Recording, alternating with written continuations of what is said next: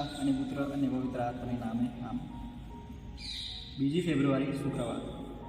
સંત લુકના શુભ સંદેશમાંથી પાઠ અધ્યાય 2 કડી 22 થી 40 સુધી.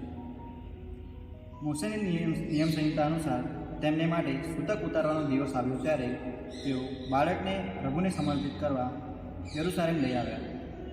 કારણ પ્રભુની નિયમ સંહિતામાં લખ્યું છે કે પ્રથમ જન્મેલો દરેક પુત્ર પ્રભુને સમર્પણ કરવું. પ્રભુની નિયમ સંહિતામાં કહ્યા પ્રમાણે તેમણે 2 હોલા અથવા 2 પારેવાના બચ્ચાને ભોગ ચડાવવાનો હતો. એ વખતે યરુશલેમમાં શિયોમોન તરીકે એક માણસ રહેતો હતો. તે ધર્મિષ્ઠ અને ભક્ત હૃદયનો હતો. તે ઇઝરાયલના ઉદ્ધારની ઉત્કંઠાપૂર્વક રાહ જોતો હતો અને તેના અંતરમાં પવિત્ર આત્માનો વાસ હતો. પવિત્ર આત્માએ તેને જણાવ્યું હતું કે પ્રભુના અભિષિક્ત મુક્તિદાતાના દર્શન કર્યા પહેલાં તેને મરણ આવવાનું નથી. પવિત્ર આત્માને પ્રેર્યો તે મંદિરમાં આવ્યો હતો અને ઈસુના માતા પિતા નિયમ સંહિતાના રિવાજ પ્રમાણે કરવાની પ્રક્રિયા માટે તેને લઈને મંદિરમાં આવ્યા. ત્યારે તેણે બાળકને પોતાના હાથમાં લીધો અને ઈશ્વરની સ્તુતિ કરવા માંડી. હે નાથ, તમારા ક્રોધ પ્રમાણે તમે હવે તમારા આ દાસને શાંતિથી મુક્ત કરી શકો છો, કારણ તમે બધી પ્રજાઓ માટે જે મુક્તિદાતા નિમ્યો છે તેને મારી આંખે નિહાળ્યો છે. તે દેશ વિદેશના લોકોને અજવાળનાર જ્યોતિ અને તમારી પ્રજા ઇસ્રાયેલનું ગૌરવ છે. ઈસુના માતા અને પિતા એને વિશે જે કહેવાઈ રહ્યું હતું તે સાંભળીને નવાઈ પામ્યા.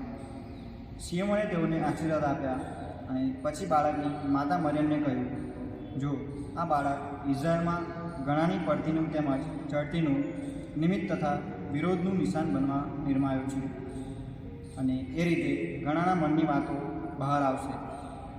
તારું પોતાનું અંદરમાં તલવારથી વિંધાઈ જશે.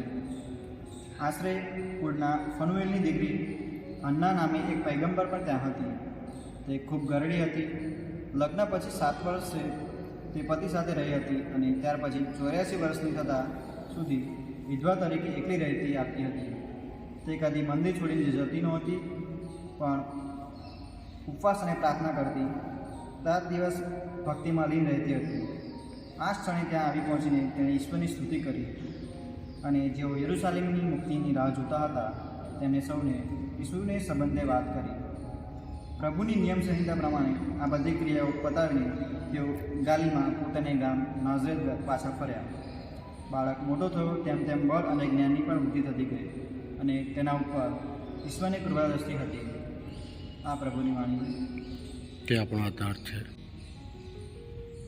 શિયોમોન કહે છે કે હે પ્રભુ, આ તારા દાસને શાંતિથી મુક્ત કરી શકું છું, કારણ કે તેણે પોતાના પ્રભુ ઈસુ ખ્રિસ્તને નિહાળ્યા હતા. આપણે જેમ પ્રભુ ઈસુને નિહાળવા માંગીએ છીએ તે પ્રમાણે તેના માટે આપણે દરરોજ દર રવિવારે આપણે ખ્રિસ્તી યજ્ઞમાં ભાગ લેવો જોઈએ, પ્રભુની પ્રાર્થના કરવી જોઈએ અને પ્રભુની વધારે ને વધારે નજીક આવવું જોઈએ. પ્રભુ કહે છે તેમ જેમ મારા માટે 2 લોકો પણ ભેગા થઈને પ્રાર્થના કરશે તો હું તેમની વચ્ચે જરૂર હાજર રહીશ. તો પ્રભુનું નામ લેવું જોઈએ અને જીવનમાં પ્રભુનું માર્ગે દોરાઈ જવું જોઈએ.